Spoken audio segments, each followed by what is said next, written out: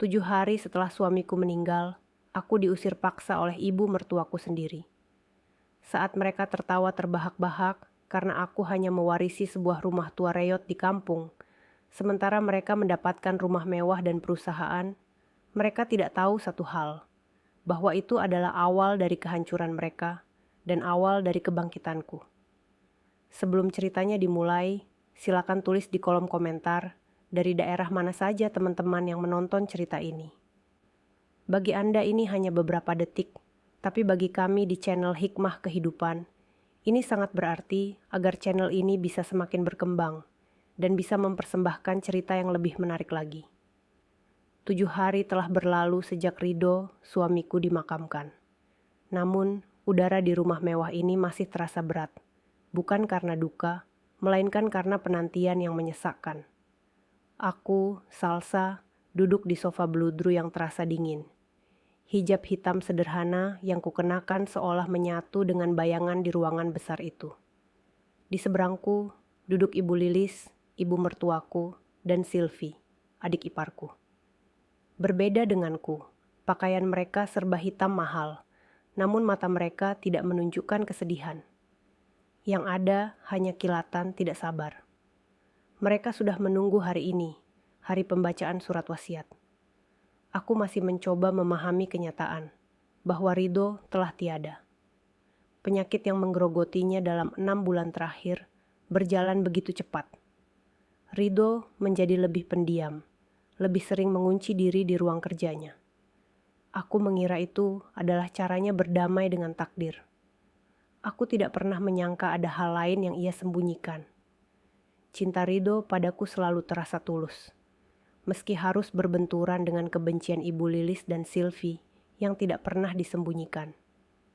Sejak awal pernikahan kami, aku adalah menantu yang tidak diinginkan. Seorang wanita berhijab sederhana tanpa latar belakang keluarga kaya. Pintu utama terbuka. Seorang pria berjas rapi yang kukenal sebagai Pak Adnan, pengacara pribadi Rido, masuk dengan langkah kaku. Ia membawa sebuah tas kerja kulit yang tampak berat. Ibu Lilis dan Sylvie langsung menegakkan punggung mereka. Pak Adnan duduk di kursi tunggal, menatap kami bertiga bergantian. Tatapannya padaku terasa sedikit ganjil, seperti campuran antara kasihan dan canggung. Selamat siang, Ibu Lilis, Ibu Sylvie, dan Ibu Salsa. Sapanya dengan nada datar. Sesuai amanat dari almarhum Bapak Rido, saya di sini untuk membacakan surat wasiat beliau yang telah disahkan secara hukum. Jantungku berdebar. Bukan karena aku mengharapkan harta. Aku hanya ingin mendengar kata-kata terakhir Rido. Sebuah pengakuan, mungkin sebuah tanda bahwa aku berarti untuknya. Pak Adnan membuka tasnya, mengeluarkan sebuah amplop besar bersegel. Ia membukanya dengan hati-hati. Suaranya mulai membacakan istilah-istilah hukum yang rumit, membuat kepalaku pening. Aku hanya menunduk, menatap jari-jariku yang saling bertaut. Kita langsung ke bagian inti pembagian aset, kata Pak Adnan, berdeham pelan. Untuk ibu saya tercinta, Ibu Lilis. Aku melihat Ibu Lilis tersenyum tipis. Saya, Rido, mewariskan seluruh aset perusahaan yang terdaftar di Indonesia, PT Jaya Abadi, beserta seluruh saham dan kewajiban yang melekat padanya. Saya juga mewariskan rumah utama yang kita tinggali saat ini, di Jalan Mentari nomor 1, beserta seluruh isinya. Ditambah 3 unit mobil mewah yang terdaftar atas nama perusahaan. Mata Sylvie membelalak, ia menyikut ibunya pelan. Senyum Ibu Lilis kini merekah lebar. Mereka mendapatkan semuanya. Perusahaan, rumah ini, mobil-mobil, persis seperti yang mereka inginkan. Selanjutnya, lanjut Pak Adnan. Suaranya terdengar semakin pelan. Untuk adik saya satu-satunya Sylvie. Sylvie mencondongkan tubuhnya ke depan. Saya mewariskan portofolio investasi saya berupa apartemen mewah di pusat kota, beserta dana tunai yang tersimpan dalam rekening deposito khusus atas namanya. Sylvie memekik tertahan. Ya Tuhan, bisiknya. Ibu Lilis menatapku dengan pandangan penuh kemenangan, seolah berkata, lihat, Kamu tidak akan mendapatkan apa-apa.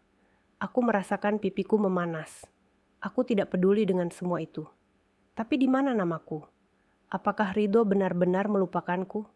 Apakah aku tidak ada artinya sama sekali baginya? Pak Adnan berdeham lagi. Kali ini lebih keras. Ia tampak sangat tidak nyaman. Dan, terakhir, untuk istri saya tercinta, Salsa. Telingaku berdengung.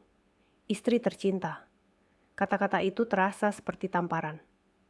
Saya mewariskan satu-satunya aset peninggalan kakek saya yang tersisa, yaitu sebuah rumah tua yang berlokasi di Desa Sukamaju, Kabupaten Antara.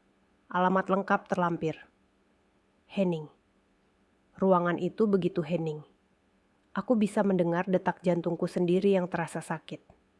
Hanya itu, suara Silvi memecah keheningan. Nadanya tajam dan penuh rasa ingin tahu yang jahat. Pak Adnan menelan ludah. Surat wasiat juga menyebutkan bahwa seluruh rekening pribadi almarhum telah digunakan untuk melunasi beberapa kewajiban mendesak perusahaan sebelum beliau wafat. Jadi ya, hanya itu yang tersisa untuk dibagikan. Lalu, sesuatu yang mengerikan terjadi. Ibu Lilis tertawa. Bukan tawa kecil, tapi tawa terbahak-bahak yang keras dan memekakkan telinga. Tawa itu meledak begitu saja, seolah ia baru mendengar lelucon terbaik di dunia. Rumah tua, serunya di sela tawa. Di desa Sukamaju, aku bahkan tidak tahu di mana tempat kumuh itu. Silvi ikut tertawa. Tawa mereka bersahutan, mengisi ruangan mewah itu dengan racun. Kak Ridho memang paling bisa. Dia akhirnya sadar di mana tempatmu yang seharusnya, Salsa. Di gubuk, bersama tikus-tikus desa. Air mataku akhirnya jatuh. Bukan karena aku kehilangan harta, tapi karena penghinaan ini. Dan ini semua adalah skenario yang ditulis oleh Ridho. Suamiku sendiri, pria yang kucintai, pria yang berjanji akan melindungiku. Aku menatap Pak Adnan, mencari secercah penjelasan. Tapi pengacara itu buru-buru membereskan kertas-kertasnya. Tugas saya di sini sudah selesai. Salinan surat wasiat akan saya serahkan kepada Ibu Lilis sebagai eksekutor utama. Ia berdiri, mengangguk singkat, dan berjalan cepat keluar dari rumah, seolah melarikan diri dari pemandangan yang akan terjadi selanjutnya. Begitu pintu tertutup, tawa Ibu Lilis berhenti. Wajahnya langsung berubah menjadi dingin dan kejam. Ia menatapku seolah aku adalah kotoran di sepatunya. "Kamu dengar itu, Salsa?" desisnya. "Kamu bukan siapa-siapa lagi di sini. Kamu hanya dapat rumah rongsokan. Jadi untuk apa kamu masih di sini?" Aku tergagap. "Ibu, tapi ini rumahku juga. Maksudku, aku tinggal di sini bersama Mas Ridho." "Dulu," bentak Silvi. "Sekarang ini rumah kami, dan kami tidak sudi berbagi udara dengan wanita pembawa sial sepertimu. Kamu pikir kami tidak tahu? Sejak kamu menikah dengan Kak Ridho, bisnisnya mulai seret. Kamu tidak bisa memberinya keturunan. Kamu tidak berguna." "Silvi, cukup," kataku, mencoba mengumpulkan sisa harga diriku. "Kenapa? Kamu mau mengadu pada Kak Ridho?" "Oh maaf, dia sudah mati," ejek Silvi. Ibu Lilis berdiri. Ia berjalan ke arahku dan menatapku dari atas ke bawah. "Malam ini juga kamu pergi dari rumah ini." "Apa? Tapi malam ini saya harus kemana?" tanyaku panik. "Ke gubukmu," teriak Ibu Lilis. "Pergi ke desa Sukamaju itu. Itu tempatmu sekarang. Silvi, bantu dia berkemas." "Tidak perlu," kata Silvi sambil tersenyum licik. "Dia datang ke rumah ini hanya membawa satu koper kan? Biar aku ambilkan." Silvi berlari ke lantai atas, ke kamar yang pernah menjadi kamarku dan Ridho. Beberapa saat kemudian, ia turun sambil menyeret koper lamaku. Ia bahkan tidak repot-repot membawanya dengan benar. Ia melemparkannya ke lantai marmer di depanku. Beberapa helai pakaian dan satu hijabku menyembul keluar dari resleting yang terbuka paksa. "Ambil barang-barangmu," kata Ibu Lilis dengan nada memerintah. Dan keluar. Aku tidak percaya ini terjadi. "Ibu, di luar hujan." "Aku tidak peduli." Ibu Lilis menarik lenganku dengan kasar, memaksaku berdiri. Ia dan Sylvie mendorongku ke arah pintu utama. Aku terlalu syok untuk melawan.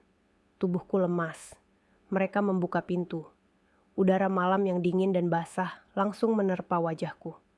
Hujan turun dengan derasnya. "Pergi!" Ibu Lilis mendorongku kuat hingga aku tersungkur di teras depan. Koperku dilempar menyusul, mendarat di genangan air. Pintu kayu yang berat itu dibanting hingga tertutup. Suara kunci yang diputar terdengar jelas dari dalam. Lalu, aku mendengar tawa mereka lagi, kali ini teredam oleh dinding tebal dan derasnya hujan. Aku terduduk di teras, basah kuyup dalam sekejap. Air hujan bercampur dengan air mata. Hijabku lepek menempel di pipi. Aku menatap rumah besar yang terang benderang itu. 7 hari yang lalu, aku adalah nyonya di rumah ini. Hari ini, aku diusir seperti pengemis. Aku memandang alamat di secarik kertas yang diberikan Pak Adnan tadi. Desa Sukamaju. Aku tidak tahu di mana itu. Aku tidak punya siapa-siapa lagi. Tapi aku tidak bisa diam di sini. Rasa sakit akibat pengkhianatan Rido dan kekejaman mertuaku membakar sisa tenagaku. Aku berdiri dengan gemetar, menyeret koperku yang basah. Aku berjalan menembus hujan, menjauh dari hidup itu, menuju jalan raya. Aku akan pergi ke terminal bus. Malam ini juga, aku akan pergi ke rumah rongsokan peninggalan suamiku. Terminal bus antar kota adalah sebuah neraka kecil di bumi. Bau solar, keringat, dan sampah bercampur menjadi satu. Suara klakson dan teriakan para kenek bersahutan, menciptakan kebisingan yang memekakkan telinga. Bagi Salsa, yang seumur hidupnya setelah menikah, dihabiskan dalam kenyamanan yang steril, tempat ini adalah guncangan budaya yang brutal. Orang-orang menatapnya, wanita berhijab basah kuyup, menyeret koper mahal yang kotor oleh lumpur, terlihat sangat tidak pada tempatnya. Dia menemukan loket bus yang menuju ke arah Kabupaten Antara. "Desa Sukamaju," tanya petugas loket dengan kening berkerut. "Bus kami tidak sampai sana. Mbak paling dekat turun di pertigaan Antara. Dari sana harus cari ojek atau angkutan desa. Itu pun kalau masih ada." Salsa tidak punya pilihan. Dia membeli tiket untuk perjalanan semalam. Dia menghabiskan sisa uang tunai di dompetnya. Uang yang dia ambil beberapa hari lalu untuk membeli bunga tabur di makam Rido. Ironis. Bos ekonomi itu penuh sesak dan panas. Salsa berhasil mendapatkan tempat duduk di dekat jendela yang sedikit retak.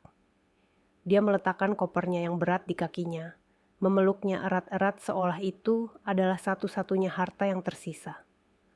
Bus mulai berjalan, meninggalkan gemerlap lampu kota yang kejam. Perjalanan itu adalah siksaan panjang. Setiap guncangan di jalan berlubang terasa, seperti guncangan di hatinya. Hujan masih turun, menciptakan garis-garis air di jendela yang buram. Salsa menempelkan keningnya yang berhijab di kaca yang dingin. Pikirannya melayang. "Kenapa, Rido? Kenapa kamu lakukan ini padaku?" Pertanyaan itu terus berputar tanpa jawaban. Dia mencoba mengingat Rido. Bukan Rido yang sakit dan pendiam di akhir hayatnya, tapi Rido yang dulu. Pria yang menatapnya dengan cinta saat akad nikah. Pria yang selalu membelanya saat Ibu Lilis menghinanya diam-diam. Pria yang akan membawakan semangkuk bubur hangat saat dia sakit. Semua kenangan itu terasa seperti kebohongan sekarang. Apakah cinta itu palsu? Apakah semua kebaikan itu hanya sandiwara? Surat wasiat itu adalah bukti yang tidak terbantahkan. Rido telah merencanakan ini. Dia ingin aku menderita. Dia ingin aku terbuang.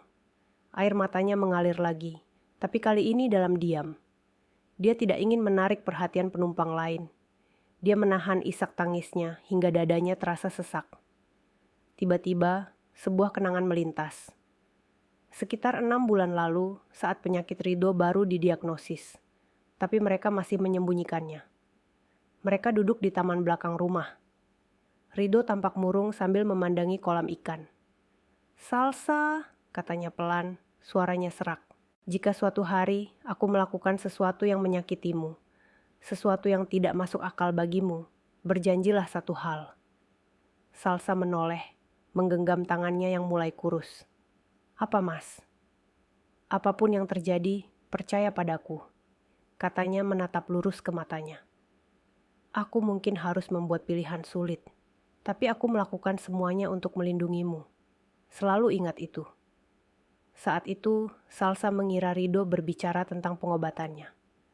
Mungkin dia akan menolak kemoterapi atau semacamnya. Dia mengangguk. Aku selalu percaya padamu, Mas.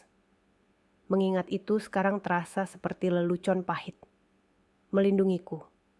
Dengan cara apa? Dengan melemparku ke mertua yang kejam dan memberiku rumah bobrok di antah berantah? Bagaimana mungkin itu bisa disebut perlindungan? Kata-kata itu kini terdengar hampa. Sebuah pengkhianatan di atas pengkhianatan lainnya. Bus terus melaju menembus kegelapan. Penumpang di sekitarnya tertidur dengan posisi yang tidak nyaman. Tapi Salsa tidak bisa memejamkan matanya. Dia terlalu takut. Takut akan masa depan. Takut akan apa yang menunggunya di desa asing itu. Matahari terbit ketika bus akhirnya melambat di tempat yang tampak seperti persimpangan jalan sepi di tengah hamparan sawah. "Pertigaan Antara!" teriak Kenek. Salsa terbangun dari lamunannya. Dengan tubuh kaku dan sakit, dia turun dari bus. Udara pagi di desa terasa dingin dan bersih. Sangat berbeda dari kota. Bus itu langsung melaju, meninggalkannya sendirian di persimpangan. Hanya ada satu warung kecil yang tampaknya baru buka. Seorang bapak tua pemilik warung menatapnya dengan heran. "Cari siapa, Neng?" "Desa Sukamaju, Pak." "Di mana ya?" tanya Salsa.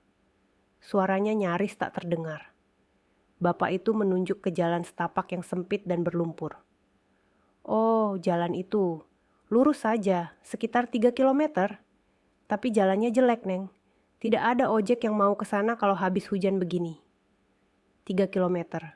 Sambil menyeret koper, Salsa menelan ludah. Di sana, apa ada rumah peninggalan? Rumah peninggalan? Bapak itu berpikir. "Oh, maksud Neng, rumah hantu?" "Itu, rumah besar di ujung kampung yang sudah kosong puluhan tahun. Milik orang kota dulu," katanya. Jantung Salsa mencelos. Rumah hantu? Tentu saja. Itu sangat cocok dengan nasibnya sekarang.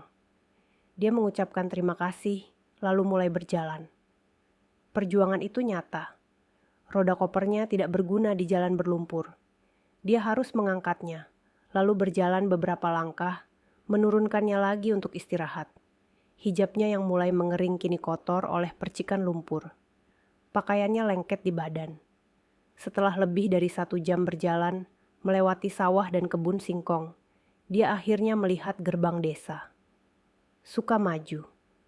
Sebuah desa kecil yang sunyi. Beberapa ibu yang sedang mencuci di sungai kecil menatapnya dengan tatapan ingin tahu yang terang-terangan. Mereka berbisik-bisik. Salsa bisa merasakan tatapan mereka menusuk punggungnya. Dia pasti terlihat menyedihkan. Wanita kota, berhijab, menyeret koper di jalan berlumpur, menuju rumah angker. Dia terus berjalan mengikuti jalan setapak, hingga sampai di ujung desa.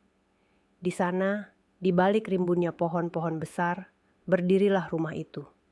Hatinya hancur berkeping-keping. Ini lebih buruk dari bayangannya. Rumah tua adalah kata yang terlalu sopan. Ini adalah reruntuhan. Catnya sudah mengelupas habis, memperlihatkan kayu-kayu yang lapuk. Halamannya dipenuhi ilalang setinggi pinggang. Beberapa jendela pecah, menyisakan lubang-lubang hitam yang menganga. Atapnya bocor di banyak tempat. Ini adalah warisannya. Ini adalah perlindungan yang Rido janjikan. Salsa terduduk di tanah yang lembab di depan gerbang yang hampir roboh. Dia tidak punya tenaga lagi. Dia ingin menangis, tapi air matanya sudah kering. Dia merasa putus asa. Ibu Lilis dan Silvi menang. Mereka mendapatkan segalanya. Dia mendapatkan ini, tumpukan sampah. Dia duduk di sana untuk waktu yang lama.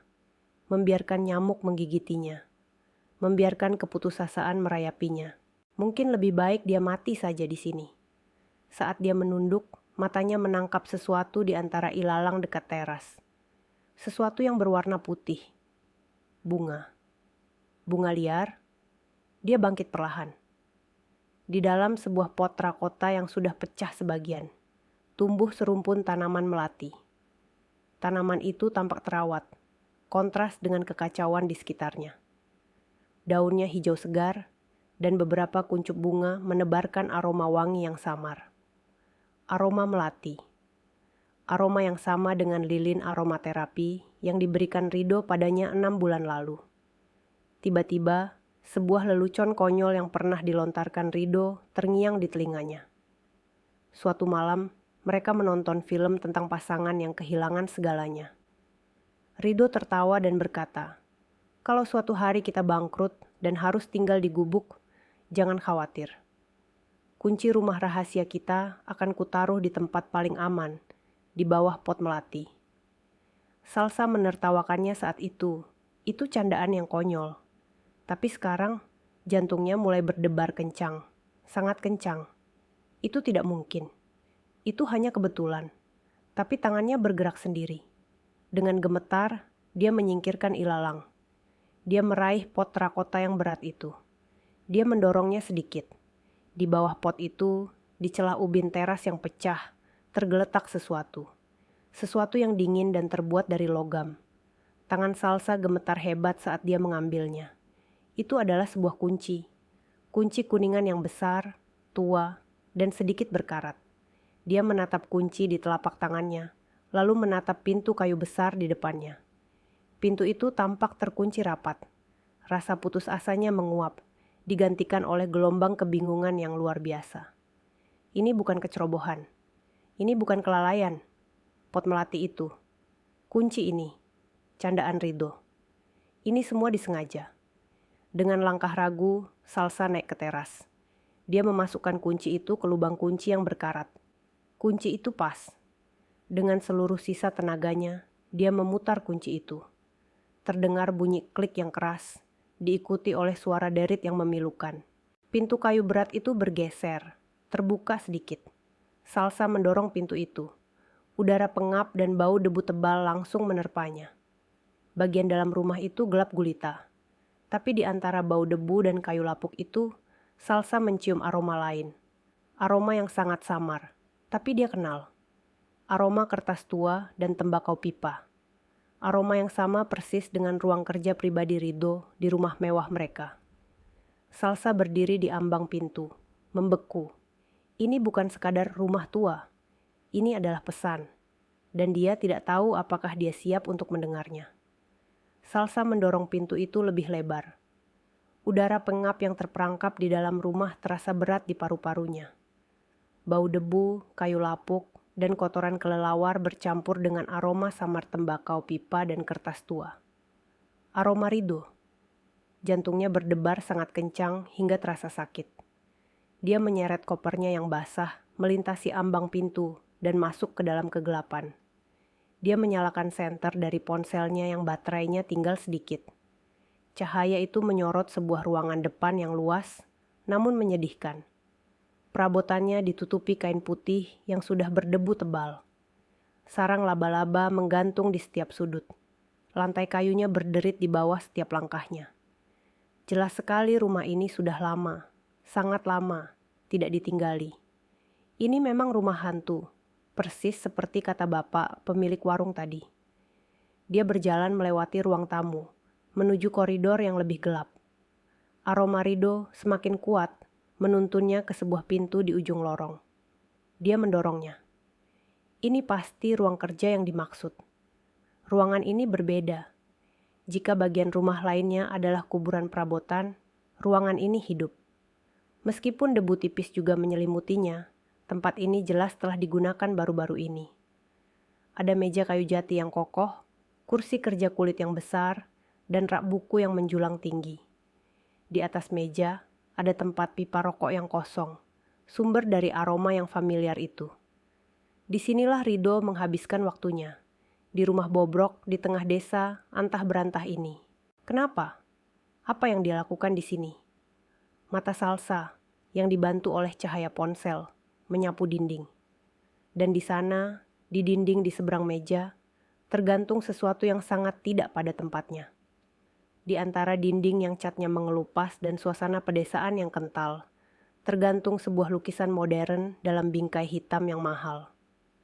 Lukisan cat minyak itu menggambarkan pemandangan kota yang mendung, sebuah jembatan besar yang melintasi sungai yang lebar. Jembatan London. Salsa mendekatinya. Dia tidak pernah tahu Rido menyukai seni, apalagi lukisan London. Kenapa lukisan ini ada di sini? Di gubuk ini? Dia menyentuh bingkai itu. Terasa kokoh dan berat. Dia mencoba mengangkatnya, tapi lukisan itu tidak bergerak. Sepertinya menempel erat di dinding. Rasa penasaran mengalahkan rasa lelah dan sedihnya. Dia memeriksa sisi-sisinya. Dia menekan-nekan permukaan lukisan itu. Tidak ada yang aneh, tapi firasatnya mengatakan ada sesuatu di baliknya. Ini terlalu janggal. Rumah bobrok, tapi ada ruang kerja tersembunyi. Ruang kerja tersembunyi, tapi ada lukisan London yang mahal. Dia teringat film-film spionase yang sering ditonton Rido.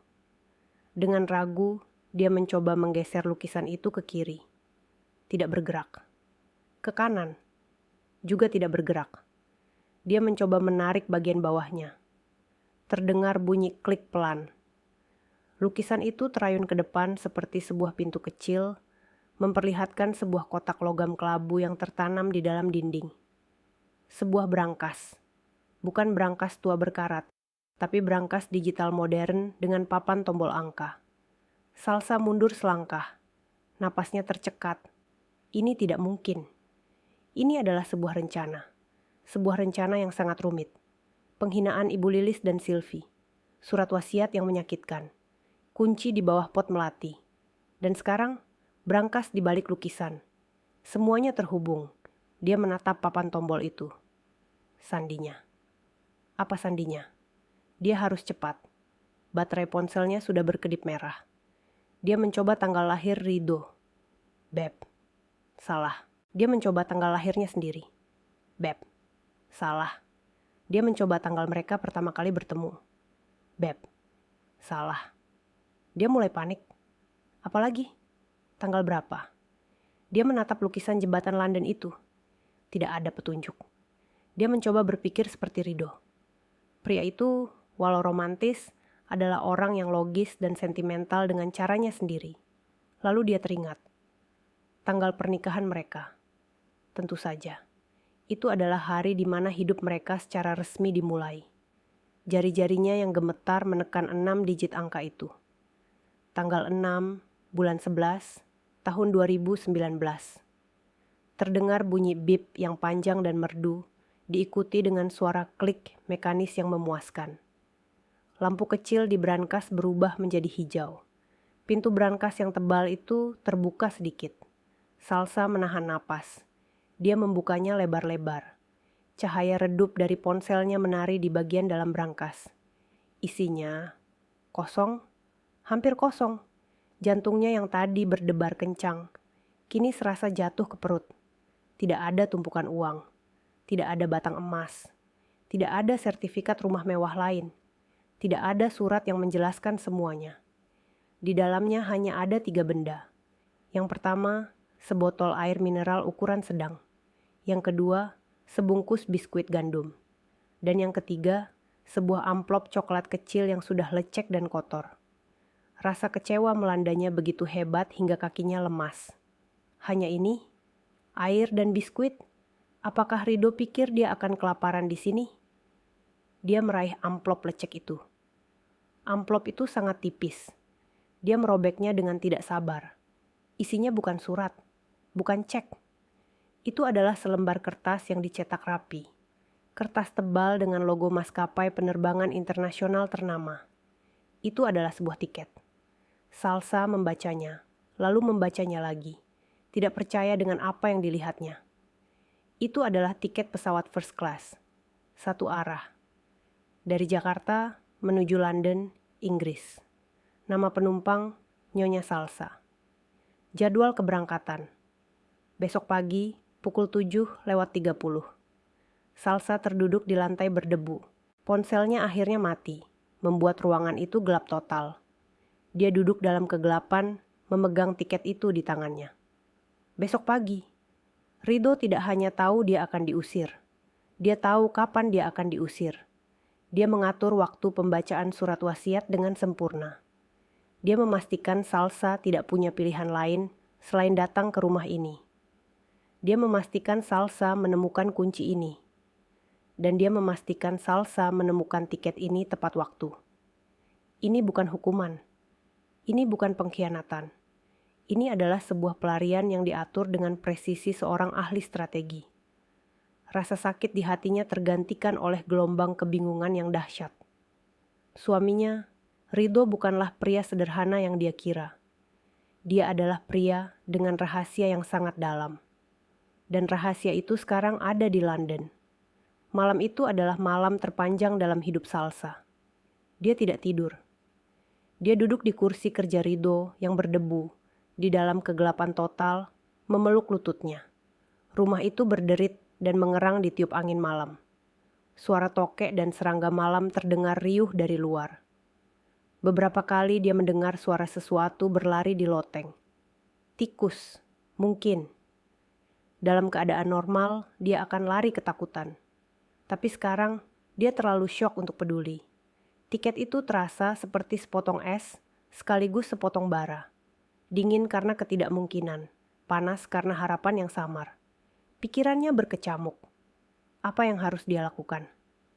Pilihan pertama, tetap di sini. Di rumah hantu ini, dia punya sebotol air dan sebungkus biskuit. Setelah itu apa? Menjual tiket itu? Bagaimana caranya? Dia terjebak di desa terpencil. Dia harus berjalan 3 kilometer ke pertigaan, lalu naik bus kembali ke kota. Siapa yang mau membeli tiket atas nama Salsa dengan penerbangan kurang dari 12 jam lagi?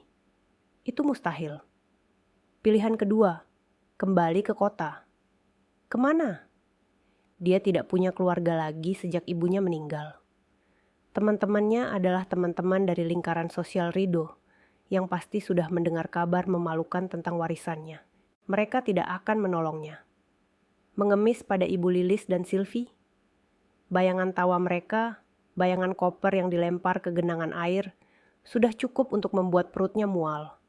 Tidak, dia lebih baik mati di rumah ini daripada kembali ke sana. Pilihan ketiga, pergi ke London. Ini adalah pilihan paling gila.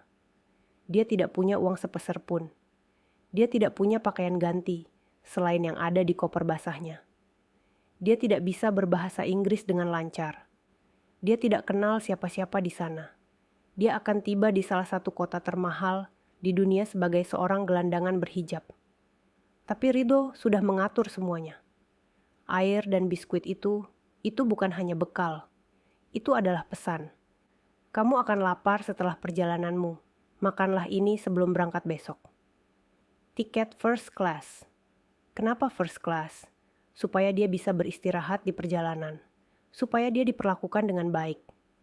Dan lukisan jembatan London itu bukan hiasan. Itu adalah tujuan. Salsa meraba-raba meja dalam kegelapan. Tangannya menyentuh ponselnya yang mati. Dia butuh informasi lebih. Dia butuh sesuatu. Dia ingat di bus, dia sempat melihat sisa baterainya. Ponsel ini adalah satu-satunya barang berharganya. Dia harus mengisi dayanya. Tapi bagaimana? Listrik di rumah ini jelas sudah diputus. Dia bangkit, menggunakan sisa-sisa ingatan dari cahaya senter tadi. Dia meraba-raba dinding di dekat meja kerja. Tangannya menyentuh sesuatu yang dia kenali bentuknya. Stop kontak. Tentu saja. Jika Rido membuat ruang kerja rahasia, dia pasti memastikan ada listrik. Tapi apakah berfungsi? Salsa membuka kopernya yang basah kuyup. Dia merogoh tas tangannya, mencari pengisi daya ponsel. Tangannya basah, tapi dia menemukannya. Dia kembali ke meja, meraba-raba colokan, dan memasukkannya. Tidak terjadi apa-apa. Salsa menghela napas. Tentu saja tidak berfungsi. Bodoh sekali dia. Dia hendak mencabutnya lagi ketika tiba-tiba layar ponselnya menyala. Tanda baterai sedang mengisi daya. Salsa terkesiap. Jantungnya melonjak. Listriknya hidup. Rido telah membayar tagihan listrik untuk gubuk ini. Pria itu memikirkan segalanya. Dia tidak hanya meninggalkan rumah, dia meninggalkan pos keamanan yang berfungsi penuh, tersembunyi di depan mata. Salsa duduk di lantai, bersandar di kaki meja, memperhatikan layar ponselnya yang menyala. Dia tidak menyalakannya dulu. Dia menunggu. Biarkan terisi setidaknya 10%. Dia harus menghemat daya. 10 menit terasa seperti 10 jam. Akhirnya, dia menekan tombol daya. Ponsel itu hidup. Layar utamanya muncul. Dan bersamaan dengan itu, serangkaian notifikasi pesan masuk berbunyi. Beb, beb, beb. Kebanyakan adalah pesan dari teman-teman sosialitanya. Pura-pura bersimpati, tapi jelas-jelas hanya ingin tahu gosip panas tentang surat wasiat itu. Salsa mengabaikan mereka semua. Tapi ada satu pesan. Dari nomor yang tidak dikenal. Kode negaranya bukan Indonesia. Itu kode negara Inggris. Pesan itu singkat, dikirim 2 jam yang lalu, tepat saat dia masih berada di dalam bus malam. Isinya, suami Anda meminta saya untuk memastikan. Datanglah ke bandara. Jangan bawa apapun selain diri Anda dan identitas Anda. Semuanya sudah diurus. Tiket Anda ada di dalam brankas di balik lukisan. Kode brankas adalah tanggal pernikahan Anda. Kami menunggu Anda di London.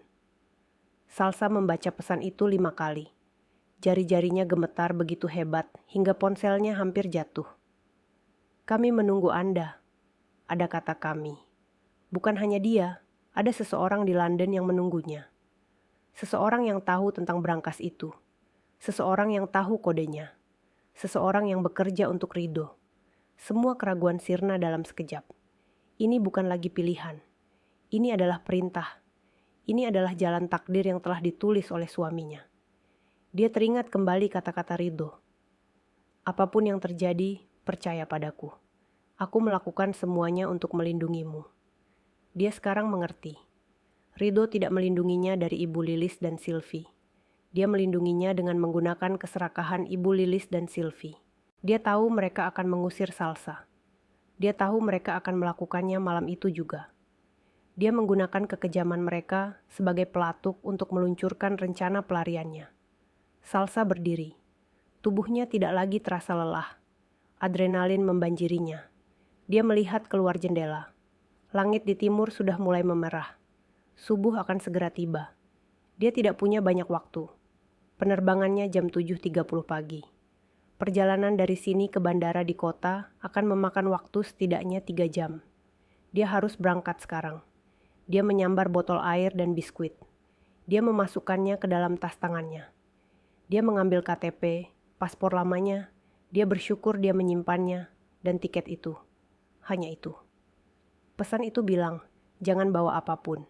Dia melihat ke koper basahnya.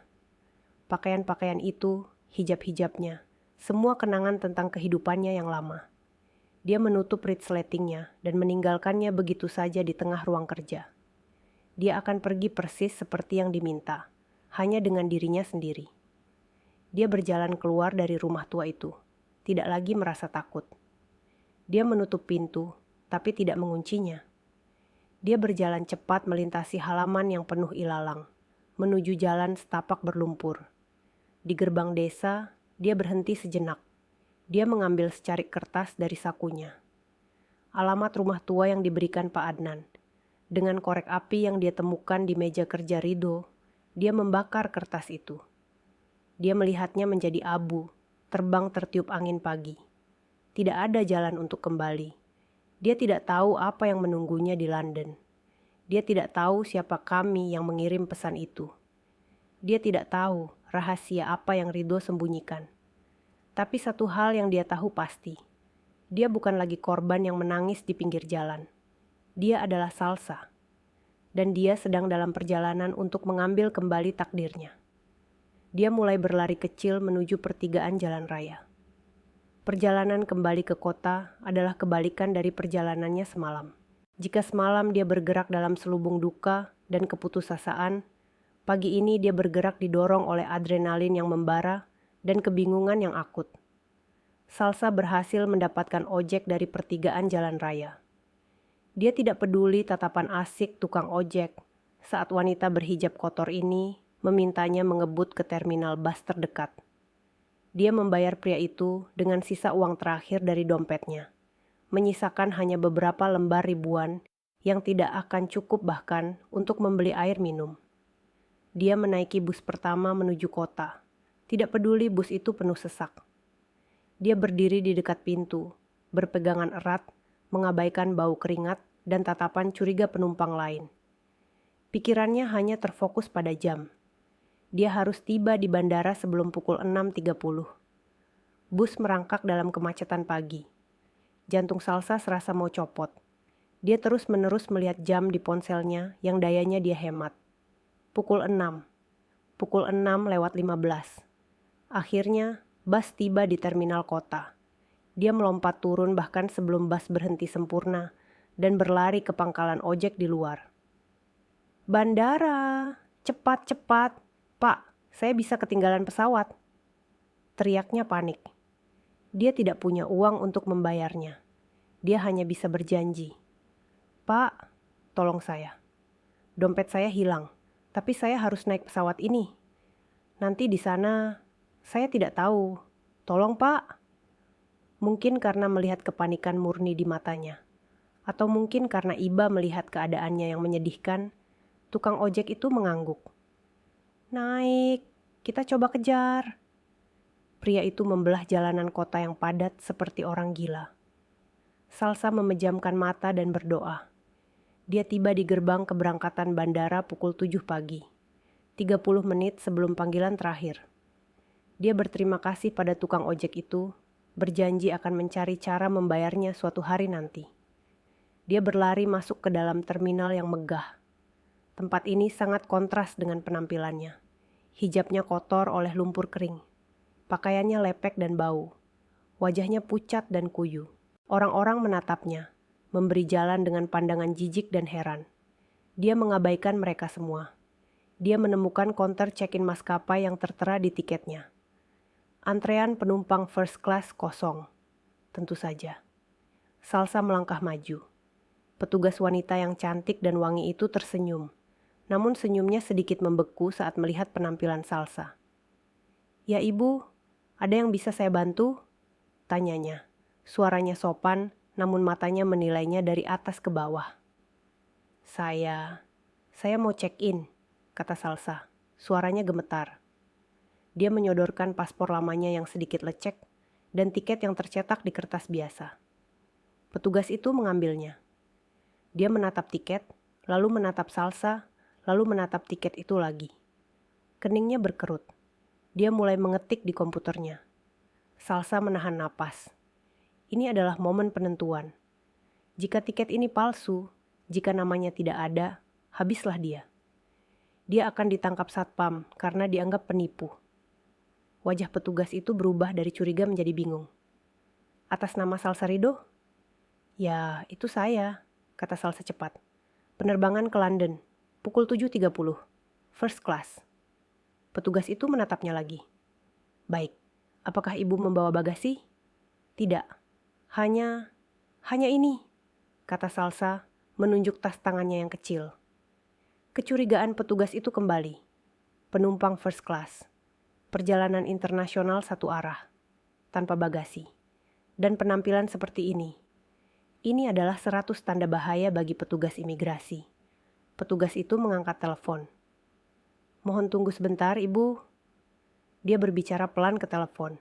Matanya tidak pernah lepas dari Salsa. Salsa merasa ingin pingsan. Ini akhirnya. Ini jebakan. Seorang pria berjas, sepertinya manajer senior, datang. Dia berbicara sebentar dengan petugas tadi, lalu menatap Salsa. "Selamat pagi, Nyonya Salsa," sapa pria itu. "Kami melihat pemesanan Anda sudah lunas terkonfirmasi. Hanya saja, ini pemesanan yang tidak biasa. Dipesan satu arah, tanpa bagasi." "Suami saya, almarhum suami saya yang mengaturnya," bisik Salsa. "Ini darurat, saya harus pergi." Manajer itu menatapnya lama. Mungkin dia melihat duka yang jujur di mata Salsa. Atau mungkin dia melihat catatan khusus di sistem pemesanan. Akhirnya, Dia mengangguk pada petugas itu. "Silakan proses." Petugas itu dengan enggan mencetak boarding pass tebal. "Silakan Ibu, pintu F8. Ibu memiliki akses ke ruang tunggu premium kami." Salsa mengambil boarding pass itu seperti mengambil ijazah kelulusan. "Terima kasih." Dia bergegas menuju imigrasi. Petugas imigrasi juga menatapnya lama. Tapi paspornya asli dan boarding pass-nya sah. Dia dicap keluar.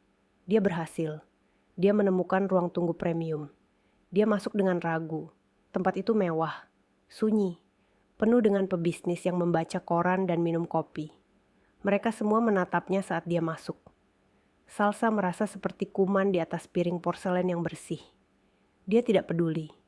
Dia melihat papan petunjuk toilet. Dia bergegas masuk. Di dalam toilet pribadi yang mewah, dia mengunci pintu dan menatap cermin. Wajah yang balas menatapnya adalah wajah orang asing. Pucat, mata merah, hijab berantakan. Dia membuka keran air hangat, mengambil sabun wangi, dan mulai mencuci wajah dan tangannya. Dia membersihkan noda lumpur di gamisnya sebisa mungkin. Dia merapikan hijabnya. Dia tidak terlihat bagus, tapi setidaknya dia terlihat seperti manusia. Dia keluar tepat saat panggilan terakhir untuk penerbangannya diumumkan. Dia berjalan ke pintu F8. Dia menunjukkan boarding pass-nya. Petugas itu menyobeknya. "Selamat menikmati penerbangan Anda, Nyonya." Salsa berjalan menyusuri lorong belalai gajah. Jantungnya berdebar di setiap langkah. Dia melewati barisan penumpang kelas ekonomi yang mengantre. Dia berbelok ke pintu khusus first class. Seorang pramugari yang sangat ramah menyambutnya dengan senyum tulus. "Selamat pagi, Nyonya. Selamat datang. Silakan, tempat duduk Anda di 1A." Salsa masuk ke dalam kabin. Itu bukan sekadar kursi. Itu adalah sebuah ruangan kecil pribadi. Dengan pintu geser, televisi besar, dan kursi berlapis kulit yang bisa menjadi tempat tidur. Salsa duduk dengan canggung. Rasanya salah. 12 jam lalu, dia duduk di bus ekonomi yang bau solar. "Boleh saya tawarkan minuman sebelum lepas landas, Nyonya Salsa? Mungkin segelas sampanye atau jus jeruk." "Air putih saja. Terima kasih," bisik Salsa. Pramugari itu tersenyum dan segera kembali dengan sebotol air mineral dingin. Pesawat mulai bergerak. Salsa mencengkeram erat lengan kursi. Saat pesawat lepas landas, mendorongnya kembali ke kursi, air matanya menetes. Dia meninggalkan Indonesia. Dia meninggalkan tanah airnya, meninggalkan makam Ridho, meninggalkan hidupnya yang hancur. Dia terbang menuju sesuatu yang tidak dia ketahui sama sekali. Sepanjang penerbangan 14 jam itu, Salsa tidak bisa tidur.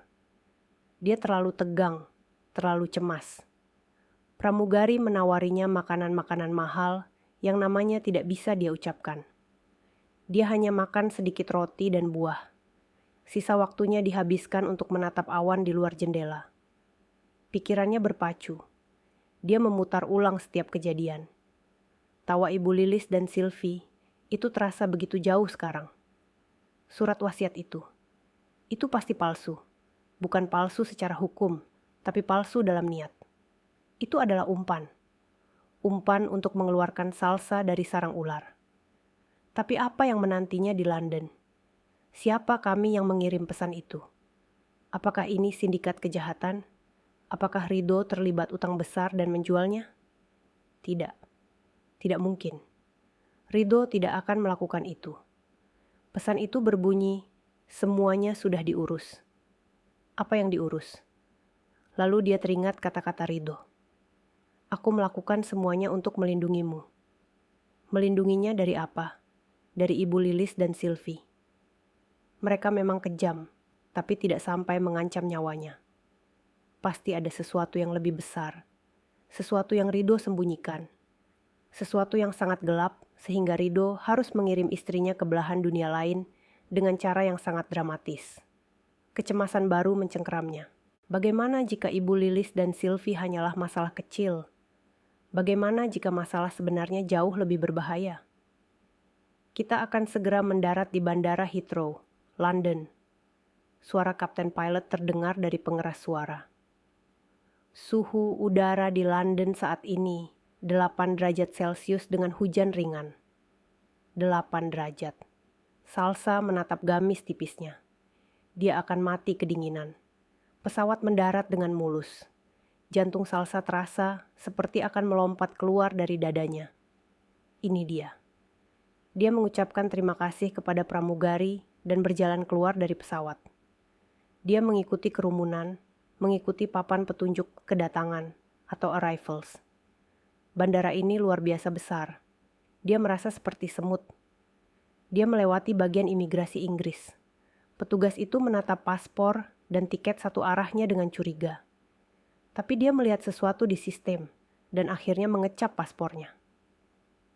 Selamat datang di Inggris. Salsa berjalan menuju area pengambilan bagasi. Dia melihat orang-orang menunggu koper mereka berputar di sabuk konveyor. Dia tidak punya apa-apa untuk ditunggu. Dia berjalan lurus melewatinya, menuju pintu keluar, tidak ada yang dideklarasikan. Dia mendorong pintu otomatis, dan dia masuk ke aula kedatangan. Ratusan orang berkerumun, berteriak, berpelukan, menangis, papan-papan nama dipegang tinggi-tinggi. Suara pengumuman dalam bahasa Inggris yang cepat menggema di mana-mana. Salsa membeku di tempat. Dia sendirian. Dia tidak kenal siapa-siapa. Dia tidak tahu harus berbuat apa. Dia adalah seorang wanita berhijab yang kuyu, di tengah keramaian kota paling asing di dunia. Dia tersesat. Salsa berdiri mematung di pintu keluar aula kedatangan. Kekacauan di sekitarnya terasa memekakkan telinga. Setiap wajah adalah orang asing. Setiap suara tidak bisa dia pahami. Rasa panik yang dingin mulai merayapi punggungnya, lebih dingin dari udara 8 derajat yang menyusup dari pintu otomatis. Apa yang dia lakukan? Dia benar-benar gila. Seharusnya dia tetap di Indonesia. Setidaknya di sana, dia bisa mengemis dalam bahasa yang dia mengerti. Di sini, dia bahkan tidak tahu bagaimana caranya meminta tolong. Pesan itu, "Kami menunggu Anda." Dia memaksa matanya untuk fokus. Dia mulai memindai lautan wajah, mencari sesuatu yang mungkin terlihat seperti sedang mencari orang tersesat. Dia melihat puluhan pengemudi berjas memegang papan nama. Mr. Smith, Dr. Patel, keluarga Johnson. Tidak ada yang untuknya. Tentu saja tidak. Ini semua adalah kesalahan besar. Dia hendak berbalik, mungkin untuk duduk di lantai, di sudut dan menangis. Ketika matanya menangkap sesuatu. Di tengah kerumunan, sedikit jauh dari yang lain, berdiri seorang pria. Dia sangat tinggi, Kaukasia dengan rambut perak yang disisir rapi. Dia mengenakan jas abu-abu yang tampak sangat mahal dan mantel hitam panjang. Dia tidak terlihat cemas atau terburu-buru. Dia hanya berdiri di sana dengan ketenangan yang berwibawa. Dan di tangannya, dia memegang sebuah papan kecil yang elegan, terbuat dari kulit hitam. Di atasnya, tertulis dengan huruf emas yang rapi, Nyonya Salsa Ridho. Dunia salsa berhenti berputar. Itu namanya. Namanya. Bukan hanya salsa, tapi Nyonya Salsa Ridho. Sebuah gelar yang menegaskan statusnya. Pria itu melihatnya. Mata mereka bertemu. Salsa melihat mata biru pucat yang tajam namun tidak mengancam. Pria itu tidak tersenyum, tapi dia sedikit mengangkat dagunya. Sebuah isyarat pengakuan. Dia sepertinya tidak terkejut sama sekali dengan penampilan Salsa. Dia tidak peduli dengan hijab yang kotor atau gamis yang lecek. Dia melihatnya, seolah dia sudah menduga kedatangan Salsa dalam kondisi persis seperti ini. Salsa mulai berjalan. Setiap langkah terasa berat, seolah dia berjalan di dalam air. Kakinya gemetar. Ini nyata. Pria ini nyata. Nama itu nyata. Dia berhenti tepat di depan pria itu. Dia harus mendongak untuk menatap wajahnya. Saya Salsa, bisiknya. Suaranya serak dan pecah. Pria itu tersenyum tipis. Itu bukan senyum kasihan. Itu adalah senyum penuh hormat. Hormat yang tulus. Sesuatu yang sudah lama tidak Salsa terima, bahkan dari mertuanya sendiri. Pria itu membungkukkan badannya sedikit. Sebuah gerakan yang sopan dan formal. Lalu, Dalam bahasa Indonesia yang fasih dan jelas, meskipun dengan aksen asing yang kental, dia mengucapkan 7 kata. 7 kata yang memecahkan realitas salsa dan membangunnya kembali dari awal. Selamat datang, Nyonya. Ini semua warisan Anda yang sesungguhnya. Salsa terdiam. Syok. Dia pasti salah dengar. Telinganya berdengung karena tekanan kabin. Dia pasti berhalusinasi karena kurang tidur dan kelaparan. Apa? Tanyanya. Suaranya nyaris tak terdengar. Apa maksud Anda? Warisan. Warisan saya, rumah tua di desa. Pria itu menggeleng pelan. Itu bukan warisan, Nyonya. Itu adalah ruang tunggu. Sebuah tes yang dirancang oleh suami Anda untuk memastikan Anda aman dan jauh dari Indonesia sebelum kami bisa menjemput Anda. Kami. Salsa mengulangi kata dari pesan teks itu. Benar, saya Mr. Harrison. Saya adalah pengacara utama almarhum suami Anda di London, katanya dengan tenang. Dan apa yang Ibu Lilis dan Sylvie dapatkan, itu bukanlah warisan. Itu adalah sisa-sisanya. Pikiran Salsa berputar. Ruang tunggu. Tes. Sisa-sisa. Tawa Ibu Lilis. Kemenangan mereka. Itu semua palsu. Saya tidak mengerti, kata Salsa, memegangi kepalanya yang pusing. Udara dingin di aula kedatangan tiba-tiba membuatnya menggigil hebat. Mr. Harrison melihatnya goyah. Nyonya kedinginan. Penjelasan ini terlalu panjang untuk dibicarakan di bandara. Mobil sudah menunggu. Mari. Dia tidak menunggu jawaban Salsa. Dia berbalik dan mulai berjalan dengan langkah panjang. Dia bergerak dengan keyakinan seseorang yang terbiasa memimpin. Salsa, tanpa pikir panjang, mengikutinya seperti anak itik mengikuti induknya. Dia adalah satu-satunya hal yang masuk akal di dunia yang gila ini. Mr. Harrison tidak membawanya ke area taksi biasa. Dia membawanya melewati pintu khusus menuju tempat parkir pribadi. Di sana, di bawah langit London yang kelabu, sebuah mobil sedan hitam berhenti.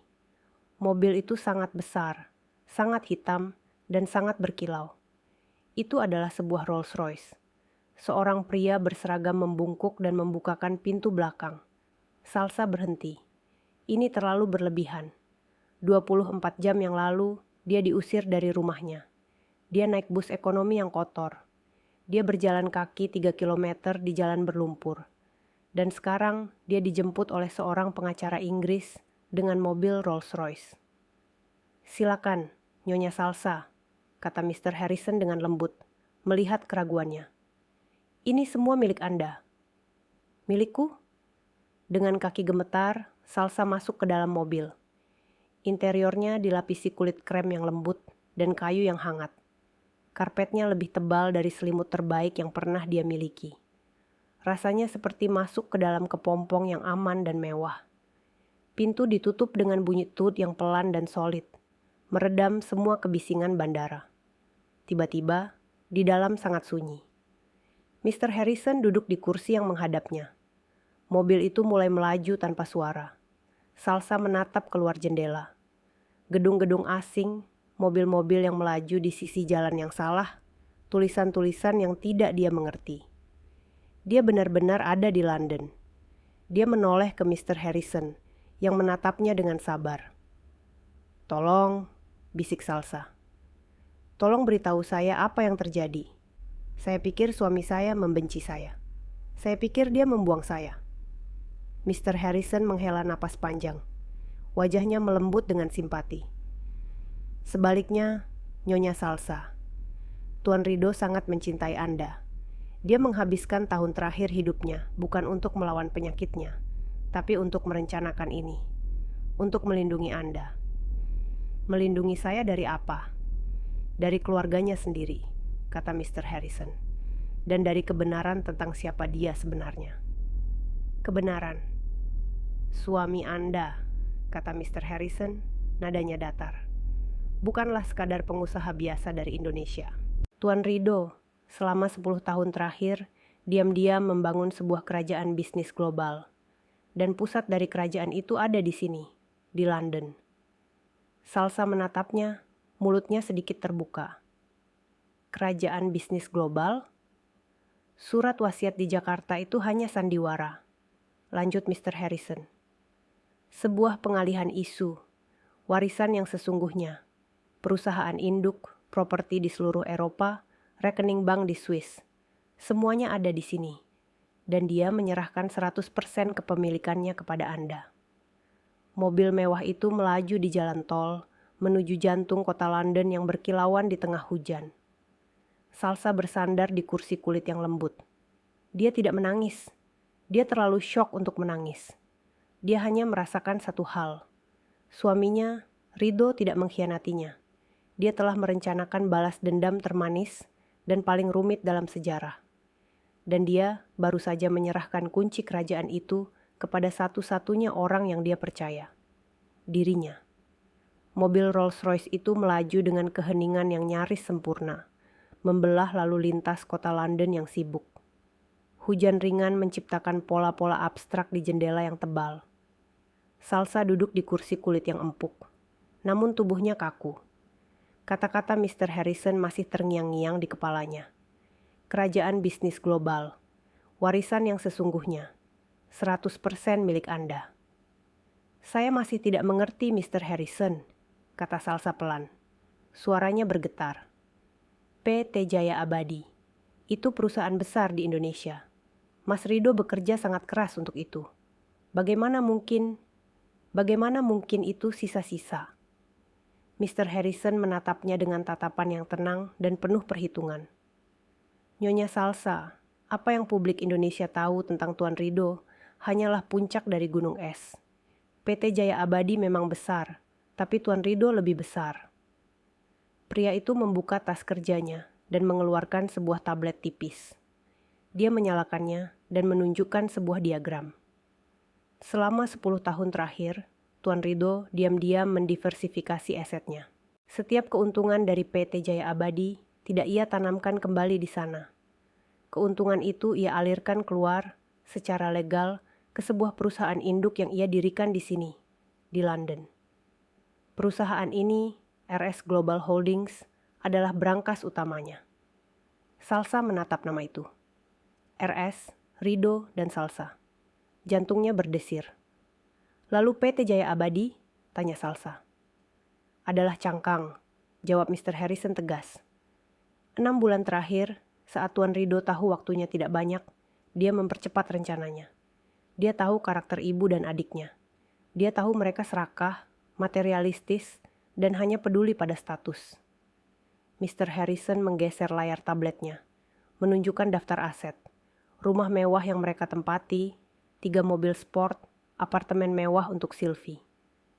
Semua itu, Mr. Harrison berhenti sejenak, dibeli dalam 6 bulan terakhir. Tapi dengan uang apa?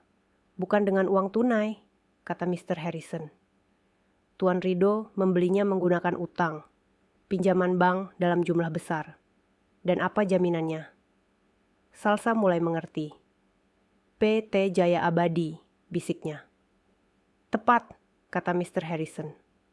Tuan Rido dengan sangat cerdik menggembungkan nilai aset perusahaan di atas kertas, menggunakannya untuk mengambil pinjaman besar-besaran, lalu menggunakan uang pinjaman itu untuk membeli semua kemewahan yang ia tahu akan membuat Ibu Lilis dan Sylvie terbutakan. Sementara itu, aset bersih yang nyata, uang tunai, properti di luar negeri, saham-saham berharga, sudah lama aman di bawah RS Global Holdings, milik Anda. Salsa ternganga. Ini adalah sebuah rencana yang brilian dan kejam. Jadi, surat wasiat itu adalah sebuah jebakan yang sempurna, kata Mr. Harrison. Tuan Rido mewariskan perusahaan itu kepada ibunya. Dengan menerima warisan itu, Ibu Lilis secara hukum juga menerima semua utang yang melekat padanya. Utang yang nilainya jauh melebihi nilai aset perusahaan yang tersisa. Utang yang Tuan Rido atur agar jatuh tempo tepat 30 hari setelah surat wasiat dibacakan. Salsa menghitung dalam hati. 7 hari sudah berlalu. Itu artinya mereka hanya punya waktu sekitar 3 minggu lagi. Tepat, kata Mr. Harrison, seolah membaca pikiran Salsa. Bank akan datang menagih, dan ketika mereka tidak bisa membayar, Bank akan mengambil segalanya. Perusahaan, rumah, mobil, apartemen. Semuanya. Salsa bersandar. Dia teringat tawa mereka. Tawa Ibu Lilis dan Sylvie yang terbahak-bahak. Mereka menertawakan warisan rumah tua Salsa. Sementara pada kenyataannya, mereka baru saja dengan gembira menandatangani surat kebangkrutan mereka sendiri. Rido tidak hanya mengalahkan mereka. Dia menggunakan keserakahan mereka sendiri sebagai senjata untuk menghancurkan diri mereka sendiri. Tapi kenapa saya harus mengalami semua itu? Tanya Salsa. Air matanya mulai menggenang. Kenapa saya harus diusir? Kenapa saya harus menderita di bus? Di desa itu? Kenapa dia tidak memberitahu saya? Wajah Mr. Harrison melembut. Nyonya, Tuan Rido sangat mencintai Anda. Justru karena itulah dia melakukannya. Dia harus membuat drama yang meyakinkan. Meyakinkan siapa? Mereka. Ibu Lilis dan Sylvie. Jelas Mr. Harrison. Coba bayangkan, jika Tuan Rido mewariskan sedikit saja uang tunai pada Anda, apa yang akan mereka lakukan? Mereka akan mengejar Anda. Mereka akan menuntut Anda. Mereka akan menuduh Anda memengaruhi Tuan Rido. Mereka akan membuat hidup Anda seperti di neraka untuk merebut bagian Anda. Lebih buruk lagi, lanjutnya, jika mereka tahu Anda mewarisi segalanya, mereka mungkin akan melakukan hal yang lebih nekat. Tuan Rido tidak mau mengambil risiko itu. Jadi dia membuat skenario di mana Anda terlihat tidak berharga. Agar mereka tidak peduli pada saya, kata Salsa. Akhirnya paham. Tepat. Dia membuat Anda terlihat sangat hina, sangat kalah, sehingga mereka sendiri yang mengusir Anda. Mereka membuang Anda. Dalam pikiran mereka, Anda sudah selesai. Anda adalah masalah yang sudah hilang. Mereka tidak akan pernah mencari Anda. Mereka akan terlalu sibuk menikmati kemenangan mereka sampai semuanya terlambat. Rumah di desa itu, lanjut Mr. Harrison, adalah pos aman, tempat singgah. Dia tahu Anda akan diusir malam itu juga. Dia tahu Anda tidak punya tempat lain. Dia mengatur rumah itu, listriknya, berangkasnya.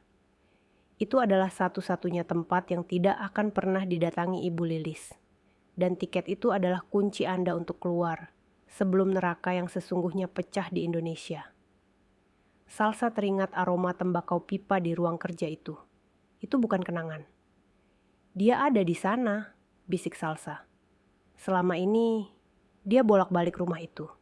Saat dia bilang dia pergi untuk terapi, dia pergi ke sana. Dia merencanakan ini. Dia bekerja tanpa lelah. Dia berpacu dengan waktu, Nyonya, kata Mr. Harrison. Penyakitnya memberinya alasan yang sempurna untuk menarik diri. Semua orang mengira dia sedang depresi dan bersiap untuk mati. Padahal, dia sedang bekerja lebih keras dari siapapun, memastikan benteng Anda siap. Mobil itu melambat. Mereka memasuki sebuah area perumahan yang sangat mewah di tepi Sungai Thames. Mobil itu berhenti di depan sebuah gedung apartemen modern yang seluruhnya terbuat dari kaca. Kita sampai, kata Mr. Harrison. Mereka masuk ke lobi pribadi, naik lift pribadi yang bergerak cepat dan tanpa suara. Pintu lift terbuka langsung ke sebuah ruangan. Salsa melangkah keluar dan napasnya terhenti. Itu adalah sebuah penthouse. Dindingnya dari kaca, dari lantai ke langit-langit, menyajikan pemandangan 180 derajat. Di kejauhan, dia bisa melihat jembatan London, persis seperti di lukisan. Perabotannya minimalis, modern, dan sangat mahal. Semuanya serba putih dan kelabu. Ini rumah baru Anda, Nyonya Salsa, kata Mr. Harrison. Tuan Rido membelinya 6 bulan lalu atas nama Anda. Salsa berjalan linglung ke arah jendela kaca. Dia bisa melihat seluruh kota di bawah kakinya. 7 hari yang lalu, dia menangis di terminal bus. Sekarang dia berdiri di puncak dunia. Perasaan itu terlalu besar, terlalu berat. Saya tidak tahu harus berbuat apa, bisik Salsa. Ini terlalu banyak. Kerajaan bisnis, CEO, saya tidak tahu apa-apa tentang itu. Saya hanya istrinya. Tuan Rido tahu itu, kata Mr. Harrison dengan lembut. Dia tahu Anda akan bingung. Dia tahu Anda akan takut. Dan dia tahu Anda akan memiliki banyak pertanyaan yang hanya bisa dia jawab. Salsa menoleh. Apa maksud Anda? Mr. Harrison berjalan ke sebuah meja kerja elegan di sudut ruangan. Di atasnya, sebuah laptop tipis sudah terbuka. Layarnya gelap. Tuan Rido adalah pria yang sangat teliti, kata Mr. Harrison. Dia tidak akan meninggalkan Anda tanpa panduan. Dia meninggalkan satu pesan terakhir untuk Anda. Mr. Harrison menyentuh trackpad laptop itu. Layarnya menyala. Sebuah video sudah siap di tengah layar. Foto thumbnail video itu adalah wajah suaminya. Saya akan memberi Anda waktu pribadi, Nyonya, kata Mr. Harrison, berjalan menuju pintu lift. Di kamar tidur utama, ada pakaian bersih dan semua yang Anda butuhkan. Tuan Rido sudah menyiapkannya. Pintu lift tertutup, meninggalkan Salsa sendirian di apartemen yang sunyi dan mewah itu. Dia menatap layar laptop. Foto Rido seolah balas menatapnya. Dengan tangan gemetar, dia berjalan mendekat dan menekan tombol play.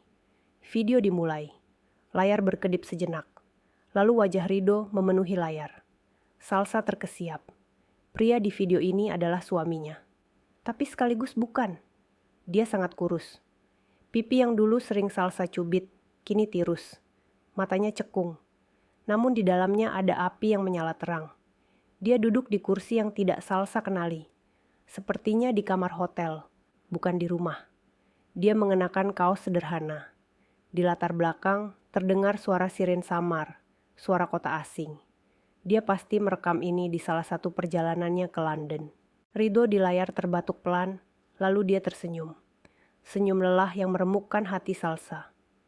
Sayangku, Salsa, suara itu. Suara serak yang sangat dia rindukan. Air mata yang sejak tadi dia tahan, kini mengalir deras. Jika kamu menonton ini, lanjut Rido, itu artinya rencana kita berhasil. Itu artinya kamu berhasil keluar. Kamu selamat dan kamu ada di London. Dia berhenti sejenak, menatap lurus ke kamera. Seolah dia bisa melihat menembus waktu dan menatap langsung ke mata Salsa di penthouse itu. Dan itu juga artinya aku sudah tidak ada. Maafkan aku, sayang. Maafkan aku. Salsa mengatupkan mulutnya, menahan isak tangis. Aku tahu kamu pasti marah padaku, kata Rido. Aku tahu kamu pasti hancur. Aku tahu apa yang aku lakukan padamu 7 hari terakhir ini sangat kejam. Tidak ada suami yang boleh membiarkan istrinya dipermalukan seperti itu.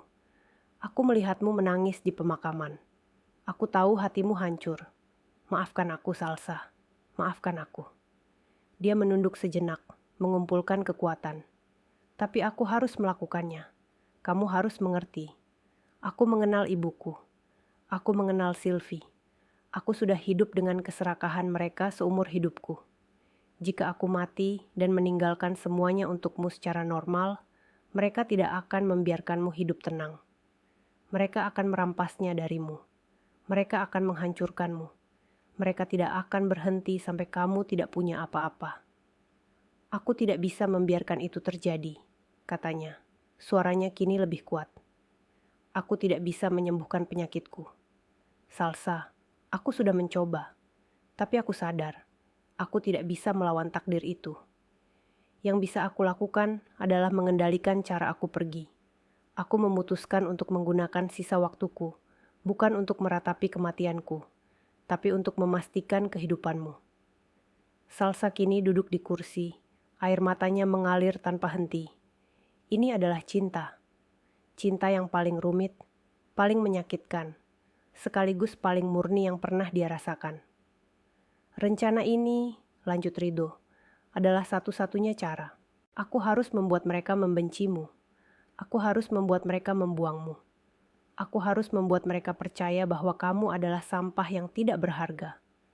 Karena hanya dengan begitu, mereka akan melepaskanmu. Hanya dengan begitu, kamu bisa bebas. Surat wasiat itu adalah racun yang kubuat khusus untuk mereka. Dan mereka meminumnya dengan senang hati. Mereka menertawakanmu. padahal mereka sedang menertawakan kehancuran mereka sendiri. Saat ini, mereka sedang berpesta di atas kapal yang sedang tenggelam, dan aku membelikan tiket VIP untuk itu. Ada kilatan tajam di mata Rido, kilatan kemarahan yang belum pernah Salsa lihat sebelumnya. Mereka mendapatkan apa yang mereka inginkan, Salsa, desisnya. Pameran, status, rumah mewah, mobil cepat. Mereka mendapatkan cangkangnya. Kamu mendapatkan apa yang pantas kamu dapatkan. Kamu mendapatkan masa depan. Kamu mendapatkan segalanya. Dia terbatuk lagi. Kali ini lebih lama. Dia mengambil segelas air. RS Global Holdings. Itu milikmu. Semuanya milikmu. Aku tahu ini menakutkan. Kamu mungkin berpikir kamu tidak bisa. Tapi kamu bisa, Salsa. Kamu adalah wanita terkuat yang pernah aku kenal. Kamu menemaniku. Kamu sabar menghadapi ibuku bertahun-tahun. Kamu lebih kuat dari yang kamu kira. Mr. Harrison akan membantumu, lanjutnya. Dia orang terbaik. Percayalah padanya seperti kamu percaya padaku. Dia akan mengajarimu. Kamu tidak perlu menjalankannya sendirian. Tapi itu milikmu. Itu adalah perisaimu. Itu adalah bentengmu. Tidak ada lagi yang bisa mengusirmu. Tidak ada lagi yang bisa melemparkan kopermu ke jalan. Kamu aman sekarang. Layar menjadi buram karena air mata Salsa. Hiduplah, Salsa, bisik Rido. Hiduplah dengan baik. Jangan biarkan kenangan tentang aku menahanmu. Berdukalah, tapi jangan terlalu lama. Aku ingin kamu bahagia. Beli baju yang kamu suka. Kelilingi dunia. Jatuh cintalah lagi jika kamu mau. Salsa menggeleng kuat. Tidak, bisiknya ke layar. Rido tersenyum, seolah tahu apa yang Salsa pikirkan. Tidak apa-apa. Aku hanya ingin kamu hidup. Hiduplah untuk kita berdua. Jadilah kuat, sayangku. Jadilah ratu yang seharusnya. Dia menatap kamera untuk waktu yang lama. Aku harus pergi. Aku lelah. Aku mencintaimu, Salsa. Lebih dari yang kamu tahu. Selalu. Video itu berakhir. Layar menjadi hitam. Salsa menunduk, meletakkan kepalanya di atas meja dan menangis. Dia menangis terseduh-seduh. Dia menangis untuk suaminya yang telah tiada. Dia menangis untuk rasa sakit yang dia alami. Dia menangis untuk cinta luar biasa yang baru saja dia pahami sepenuhnya. Dia menangis untuk kelegaan karena pengkhianatannya ternyata adalah perlindungan terbesar. Dia menangis untuk waktu yang lama. Mengeluarkan semua ketakutan, semua kesedihan, semua kebingungan. Ketika air matanya habis, dia mengangkat kepalanya. Dia berjalan ke kamar mandi, membasuh wajahnya. Dia melihat ke cermin. Mata merah, bengkak, tapi tatapannya berbeda. Rasa takut itu hilang. Kebingungan itu hilang. Dia pergi ke kamar tidur utama. Seperti yang dikatakan Mr. Harrison, di atas tempat tidur besar itu, tertata rapi beberapa set pakaian baru. Gamis yang elegan, celana kain, blus, dan beberapa hijab baru yang indah. Semuanya dalam warna-warna yang tenang. Ukurannya pas. Rido bahkan tahu ukurannya. Dia mandi air hangat, membersihkan sisa-sisa lumpur desa Sukamaju dan debu terminal. Dia mengenakan pakaian bersih. Hijab baru yang lembut membingkai wajahnya. Dia merasa seperti terlahir kembali. Dia berjalan kembali ke ruang tamu. Dia menatap pemandangan kota London yang kini mulai gemerlapan oleh lampu malam. Dia bukan lagi korban. Dia bukan lagi wanita yang diusir. Dia adalah Salsa, pemilik RS Global Holdings. Lift berbunyi pelan. Pintu terbuka. Mr. Harrison melangkah masuk. Dia melihat Salsa. Dia melihat perubahan di matanya. Dia mengangguk pelan. Anda sudah siap, Nyonya? Tanyanya. Salsa mengangguk. Wajahnya tenang. Apa yang harus saya lakukan pertama kali? Mr. Harrison tersenyum tipis. Sebuah senyum bangga. Pertama, Anda harus makan dan istirahat. Jet lag yang panjang baru saja Anda alami. Saya sudah memesan makan malam untuk Anda. Dia kemudian berjalan ke meja dan meletakkan sebuah map kulit yang sangat tebal. Besok, kita akan meninjau semua aset Anda. Dan lusa, Anda akan memimpin rapat dewan direksi pertama Anda sebagai pemilik dan CEO baru. Selamat datang di kehidupan baru Anda, Nyonya Salsa. 3 minggu berlalu di Indonesia. Bagi Ibu Lilis dan Sylvie, ini adalah 3 minggu terindah dalam hidup mereka. Berita tentang surat wasiat Ridho, di mana mereka mendapatkan segalanya, dan Salsa tidak mendapatkan apa-apa, menyebar seperti api di kalangan sosialita. Mereka dieluk-elukan. Mereka adalah pemenangnya. Ibu Lilis, dari yang tadinya hanya ibu seorang pengusaha, kini menjadi pemilik perusahaan. Sylvie, dari adik yang manja, kini menjadi wanita muda kaya raya dengan apartemen dan rekening bank yang gemuk. Mereka menghabiskan waktu dengan berpesta, berbelanja, dan merenovasi rumah mewah itu agar lebih sesuai dengan selera mereka yang baru. Mereka memecat semua pelayan lama yang mereka anggap terlalu setia pada Salsa, menggantinya dengan yang baru. Setiap hari adalah perayaan. Aku masih tidak percaya Kak Ridho akhirnya sadar, kata Sylvie suatu sore, sambil mencoba gaun baru di depan cermin. Dia akhirnya tahu siapa keluarga yang sebenarnya. Wanita kampung itu benar-benar enyah. Ibu Lilis mengangguk sambil menikmati teh sorenya di teras. Tentu saja, darah lebih kental dari air. Salsa itu hanya parasit. Sekarang kita bebas. Untuk merayakan kebebasan dan status baru mereka, Ibu Lilis memutuskan untuk mengadakan pesta terbesar yang pernah ada di rumah itu. Ini bukan hanya pesta. Ini adalah penobatan dirinya sebagai ratu baru di lingkaran sosial mereka. Dia mengundang semua orang. Pengusaha, pejabat, dan tentu saja semua wanita sosialita yang dulu sering memandangnya sebelah mata. Malam pesta itu tiba. Rumah itu bermandikan cahaya. Musik jazz mengalun. Catering bintang 5 menyajikan sampanye dan makanan-makanan mahal. Ibu Lilis mengenakan gaun malam berwarna merah marun yang mencolok. Perhiasan berlian baru berkilauan di leher dan pergelangan tangannya. Sylvie tak mau kalah mengenakan gaun perak yang gemerlapan. "Selamat Lilis, kamu terlihat luar biasa," puji seorang tamu. "Tentu saja, menjadi pemimpin perusahaan membuatku bercahaya," jawab Ibu Lilis dengan tawa angkuh. Dia mengangkat gelasnya. "Teman-teman," serunya, meminta perhatian. Musik berhenti sejenak. "Terima kasih sudah datang. Mari kita bersulang. Bersulang untuk kehidupan baru, untuk masa depan yang cerah, dan untuk menyingkirkan semua sampah di masa lalu." Para tamu bersorak dan bertepuk tangan, meski beberapa dari mereka saling berbisik tentang betapa kasarnya ucapannya itu. Tepat saat Ibu Lilis hendak meminum sampanyenya, bel pintu berbunyi.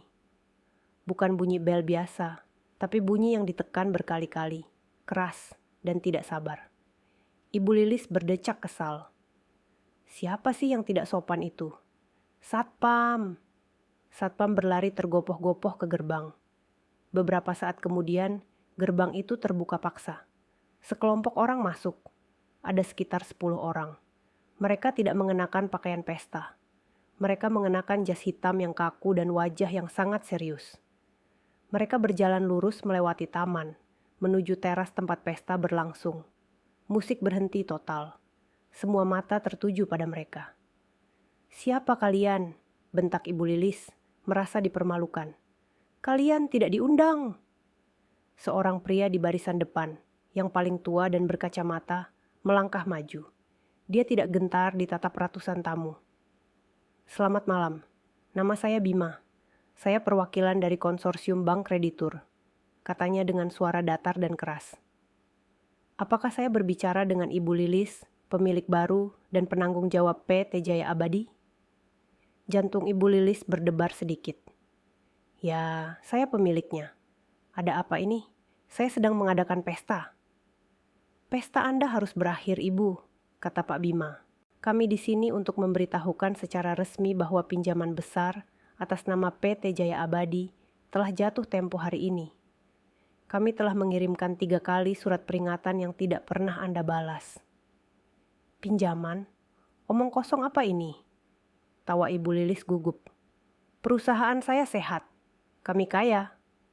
Pak Bima menggeleng pelan. Perusahaan Anda bangkrut, Ibu. Almarhum Tuan Rido menggunakan seluruh aset perusahaan, termasuk rumah ini, sebagai jaminan atas pinjaman yang sangat besar. Pinjaman itu digunakan untuk membeli. Pak Bima memandang berkeliling. Semua kemewahan ini, dan utang itu tidak pernah dibayar. Seluruh tamu menahan napas. Beberapa mulai mengeluarkan ponsel mereka. Tidak mungkin, jerit Sylvie. Kak Rido tidak mungkin meninggalkan utang. Dia kaya. Dia dulu kaya, koreksi Pak Bima. Tapi semua aset bersihnya telah dialihkan. Yang tersisa untuk Anda hanyalah utang. Sesuai surat wasiat yang Anda terima, dengan menerima aset, Anda juga menerima kewajiban.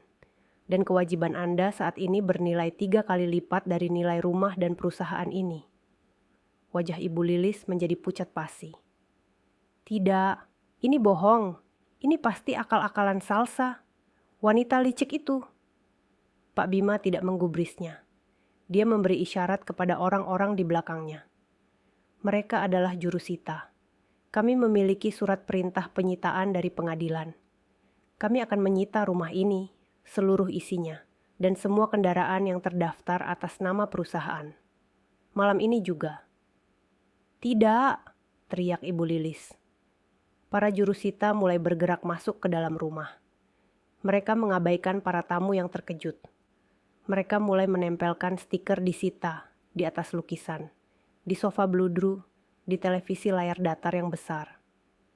Pergi dari rumah saya, raung Ibu Lilis mencoba mendorong salah satu petugas. Ini bukan lagi rumah Anda, Ibu, kata Pak Bima dengan dingin. Anda punya waktu 30 menit untuk mengemasi barang-barang pribadi Anda. Setelah itu, kami akan mengunci gerbang. 30 menit, pekik Sylvie. Tasku, perhiasanku, mobilku. Sylvie berlari ke garasi. Dia menjerit ngeri. Mobil sport barunya sudah dinaikkan ke atas truk derek. Jangan, turunkan, itu mobilku. Seorang petugas lain menghampirinya. Maaf Nona, mobil ini dibeli atas nama perusahaan. Ini milik bank sekarang. Seluruh pesta berubah menjadi kekacauan. Para tamu yang tadinya memuji-muji, kini berbisik-bisik dan tertawa di balik tangan mereka. Ini adalah skandal terbesar tahun ini. Mereka merekam wajah Ibu Lilis yang histeris dan Sylvie yang menangis meraung-raung. Dalam sekejap, status yang mereka banggakan hancur lebur. Ibu Lilis dan Sylvie, dalam kepanikan, berlari ke kamar mereka. Tapi mereka tidak bisa berpikir jernih. Mereka hanya mengambil tas tangan dan beberapa perhiasan yang sedang mereka pakai. 30 menit berlalu begitu cepat. 2 orang petugas keamanan yang tegap, yang dibawa oleh bank, memegangi lengan Ibu Lilis dan Sylvie. Lepaskan aku, ini rumahku, lepaskan.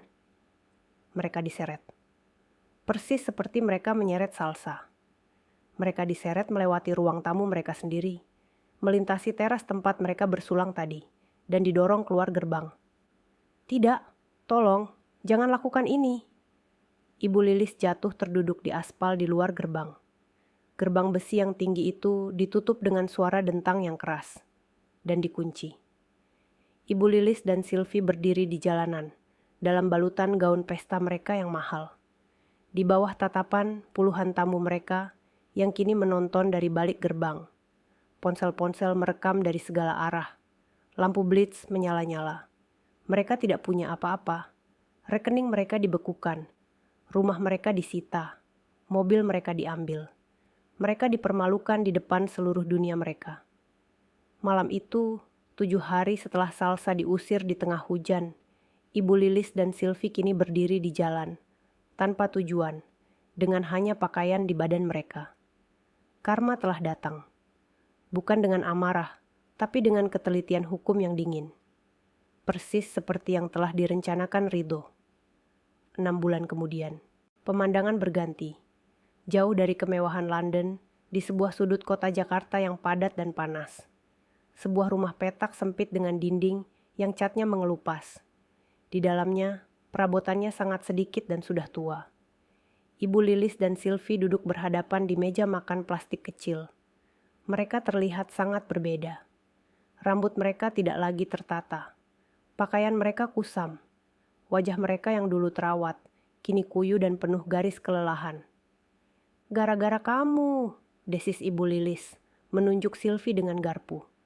"Kalau saja kamu tidak boros, kalau saja kamu memeriksa rekening bank, kita bisa menjual sesuatu sebelum mereka datang." "Aku," balas Sylvie tak kalah sengit. "Ini semua salah Ibu. Ibu yang serakah. Ibu yang menandatangani surat wasiat itu tanpa membacanya dengan teliti. Ibu yang terlalu sibuk pamer sampai tidak mengecek surat peringatan dari bank. Ini semua salah Ibu." "Berani kamu bicara begitu padaku. Anak tidak tahu diuntung." "Aku tidak tahu diuntung. Ibu yang menghancurkan hidup kita. Sekarang lihat, kita makan nasi dengan garam. Teman-temanku tidak ada yang mau mengangkat teleponku. Kita jadi bahan tertawaan se-Indonesia." Mereka terus bertengkar, saling menyalahkan, saling membenci. Hubungan ibu dan anak yang dulu didasari oleh keserakahan dan status bersama, kini hancur berkeping-keping begitu fondasinya hilang. Mereka terjebak dalam kemiskinan yang mereka ciptakan sendiri. Dibenci oleh semua orang yang dulu menjilat mereka. Itu adalah neraka pribadi mereka. Pemandangan berganti lagi. Ribuan mil jauhnya, di London. Di lantai tertinggi sebuah gedung pencakar langit yang berkilauan. Sebuah ruang rapat dewan direksi yang sangat modern. Di luar jendela kaca, pemandangan kota London terhampar megah di bawah langit biru yang cerah. Di ujung meja rapat yang terbuat dari kayu mahoni gelap, duduk seorang wanita. Dia adalah Salsa. Transformasinya sangat luar biasa. Dia tidak lagi terlihat seperti wanita yang ketakutan dan bingung. Dia mengenakan setelan bisnis berwarna biru tua yang dirancang khusus untuknya, pas dan berwibawa. Hijab sutra berwarna krem membingkai wajahnya yang tenang dan penuh percaya diri. Tatapannya tajam, fokus, dan cerdas. Dia sedang memimpin rapat. Di sekelilingnya duduk belasan eksekutif senior, pria dan wanita paruh baya dari berbagai negara. "Oleh karena itu," kata Salsa, suaranya jelas dan tegas, dalam bahasa Inggris yang fasih, "investasi kita di sektor energi terbarukan di Asia Tenggara tidak akan kita tunda. Proyeksi laba jangka panjangnya sejalan dengan visi filantropi yang telah digariskan oleh almarhum suami saya. Mr. Harrison, tolong pastikan tim hukum menyelesaikan akuisisi lahan di Vietnam minggu depan." Mr. Harrison, yang duduk di sebelahnya, mengangguk bangga. "Baik, Nyonya CEO." Para eksekutif lain mengangguk setuju. Mereka tidak lagi melihat Salsa sebagai istri yang berduka. Mereka melihatnya sebagai pemimpin yang cerdas dan visioner. Dalam 6 bulan, dengan bimbingan tanpa lelah dari Mr. Harrison dan tekad baja dari dirinya sendiri, Salsa telah mempelajari segalanya. Keuangan, hukum, manajemen. Dia belajar seperti orang gila, didorong oleh keinginan untuk menghormati warisan Rido. "Rapat selesai," kata Salsa. Para eksekutif berdiri, membereskan berkas mereka, dan meninggalkan ruangan satu persatu sambil mengangguk hormat pada Salsa. Kini hanya tersisa Salsa dan Mr. Harrison. "Luar biasa, Nyonya Salsa," kata Mr. Harrison, senyum tipis tersungging di bibirnya. "Tuan Rido akan sangat bangga." Salsa tersenyum, senyuman tulus pertama yang terasa ringan. "Terima kasih, Mr. Harrison. Tapi ini semua berkat bimbingan Anda dan rencana Rido." Saat itu, sebuah email masuk di laptopnya. Subjeknya, "Laporan Final, Jakarta." Itu adalah email dari tim investigator swasta yang dia sewa untuk memantau situasi di Indonesia. Dia membukanya. Isinya adalah laporan singkat tentang kondisi Ibu Lilis dan Sylvie. Foto rumah petak mereka. Laporan tentang pertengkaran mereka yang setiap hari didengar tetangga. Laporan bahwa mereka mencoba meminjam uang dari kerabat jauh, namun ditolak. Mereka kini benar-benar terisolasi dan miskin. Salsa membaca laporan itu tanpa ekspresi. Tidak ada rasa senang, tidak ada rasa kasihan. Yang ada hanya rasa selesai. Bab itu telah ditutup.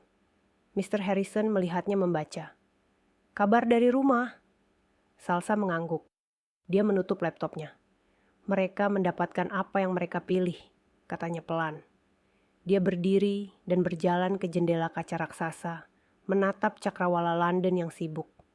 Dia menyentuh sebuah liontin kecil di balik blusnya. Liontin yang dia buat berisi foto pernikahan kecilnya dengan Rido. Dia bukan lagi Salsa yang menangis di terminal bus. Dia bukan lagi korban yang diusir. Dia telah mengambil alih takdirnya. Dia telah memenuhi pesan terakhir Rido. Dia kuat. Dia menatap kota di bawahnya. Bukan sebagai pengungsi, tapi sebagai pemiliknya. Dia menghirup napas lega dalam-dalam, merasakan kedamaian yang akhirnya dia dapatkan. Keadilan telah ditegakkan, bukan oleh amarah, tapi oleh kecerdasan. Dan hidupnya yang baru telah benar-benar dimulai. Terima kasih sudah menyimak kisah inspiratif hari ini di channel Hikmah Kehidupan. Jika Anda menyukai cerita tentang keadilan dan kebangkitan seperti ini, jangan lupa untuk menekan tombol subscribe dan aktifkan lonceng notifikasinya. Dan sekali lagi, tolong tuliskan di kolom komentar apa pelajaran terbesar yang bisa Anda ambil dari kisah Salsa dan Rido ini. Sampai jumpa di video selanjutnya.